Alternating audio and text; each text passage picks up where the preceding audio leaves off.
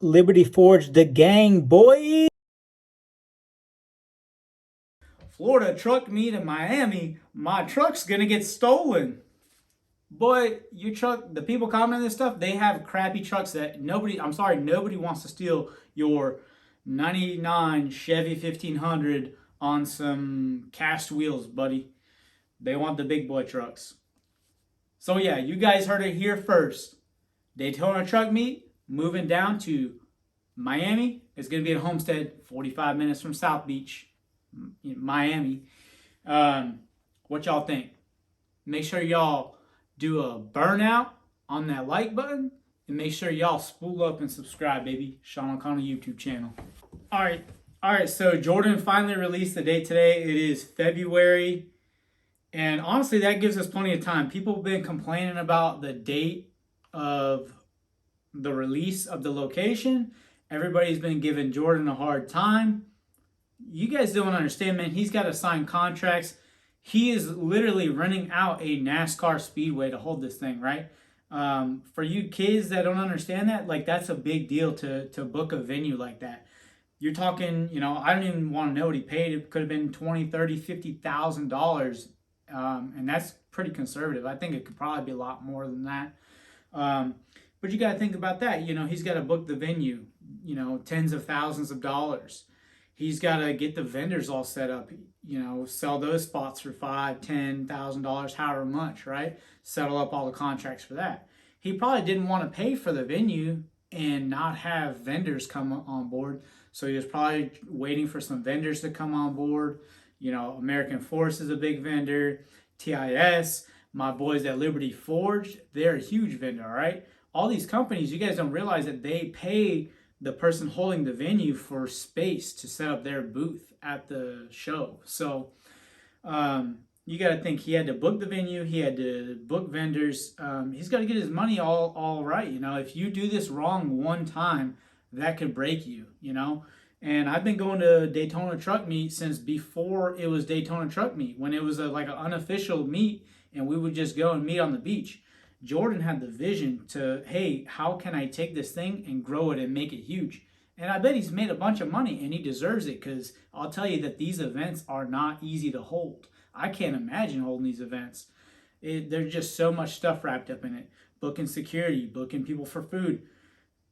The list goes on. Cleaning it up afterwards, making sure everything goes according to plan.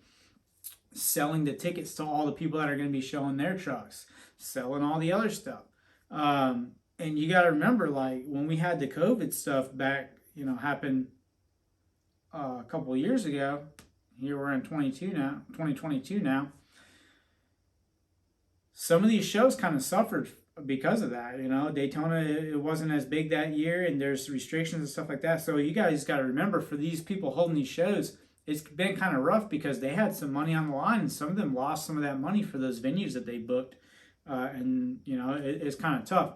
Now, looking at Daytona was the perfect venue to hold this event, because it's a party city. You got Daytona Bike Week. I've been going to Daytona for spring break. I went there when I was 15 years old, 16 years old, and 17 years old. I went there 3 years in a row for spring break. Stayed in a crappy hotel on the strip and got hammered, right? Like, that's what I remember Daytona as. But you got to remember that people live in Daytona too, and people vote in Daytona. You got the mayor that needs to get reelected. You got city officials like the captain of the police department, or whoever is in charge of the police department. All these people, they gotta keep the residents happy, because at the end of the day, yeah, we're going there, we're spending our money, generating revenue for them, generating revenue for the city. But they got to look out for themselves too. They got to make sure that they can get reelected. So I understand. I just think it's funny, because Daytona has always been a party city. So, like, if you live in Daytona, you should just kind of be used to getting a little crazy. The Florida coast is huge. There's 100 other cities that you could go live in, if you want to live by a beach and be a quiet atmosphere. All right. So yeah, I was watching the group chat, or the Instagram live earlier, and we had Mark that runs Atlantic City Truck Meet. Shout out to Mark, awesome event. And I see he's doing a lot of stuff with Liberty Forge, my boys now, so I like that. So Mark was on there, Scoop, SMG, Scoop Marketing Group. You see he does a bunch of crazy high-end builds. I'm sure you guys know who he is. Jordan, who runs Daytona Truck Meet and sets it all up. And then I don't know who that other individual is.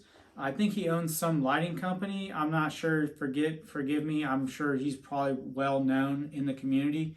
I'm just not familiar with who he is. Maybe he's from Texas or the West Coast. I've never really been to any meets out there. I pretty much stick to the East Coast. But it'll be an interesting 2022. It'll be interesting to see how Mark pulls off this truck meet. I'll tell you, if I can swing it with work and what I've got going on, I might make it down. Not 100% sure. I'll still probably buy a ticket and enter my truck just so that way I can save that spot. But yeah, so comment below what you guys want to see from Daytona Truck Meet this year. And I call it Daytona Truck Meet. It is Florida Truck Meet. Sorry, Jordan. But yeah, comment below. You know, I don't know if there's going to be a burnout competition. I don't know if there's going to be a sound competition. I don't know what any of the awards or anything are going to be. But I'm definitely interested to see how he keeps it interesting because Jordan, I mean, in my opinion, Daytona Truck Meet is the premier truck meet out of the entire country. You know, you got SEMA, yeah, more people go to that, whatever. But Daytona Truck Meet, in my opinion, biggest truck meet in the world, not just the United States, the world. So it'll be interesting to see how he keeps it spicy. If you look at the location where the meet is going to be held, so it's actually in Homestead, which is south of Miami. So I'll put a little map on the screen. So it's about a 45-minute drive without traffic from the Speedway to South Beach. If you guys have ever been to South Beach, you guys know it's cramped there. Traffic is horrible. It's not going to be like Daytona where there's a bunch of room and stuff to get around. It is going to get clogged if people go there. And I'll tell you that the Miami Police Department, good luck. If we hit the strip there, it is going to shut it down, right? You got to look, you know, there's other places you can go. So, like, I know a lot of people come down from up north, you know, Virginia, North Carolina, New York, New Jersey, you know, all these different places, and they want a summer getaway. You can still have that because you got Key Largo. You got the rest of the Florida Keys.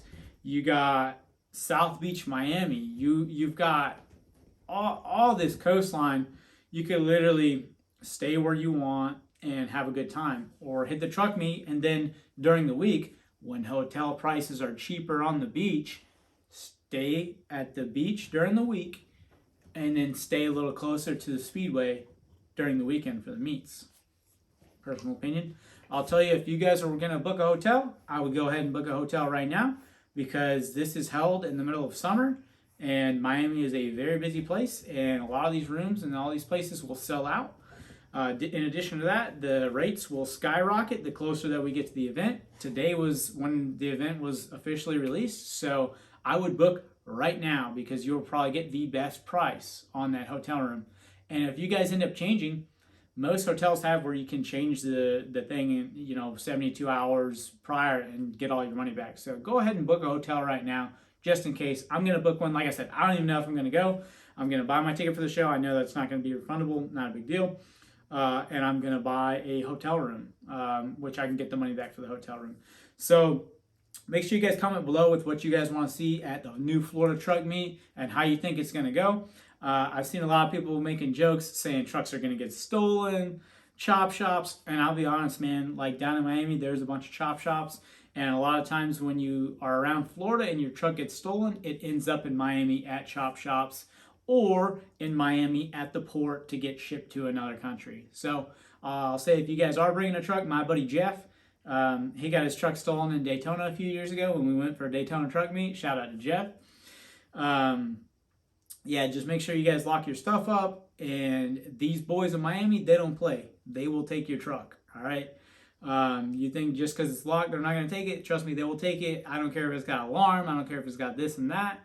They will take your truck. So aside from like pulling a fuse under the hood, good luck. And you even got some people, man, they'll steal the truck on the back of the trailer. They'll drag it up with a winch and it'll be gone. So yeah, make sure you guys like and subscribe. Sean Conley YouTube channel. I appreciate y'all watching, and I'll see y'all next time.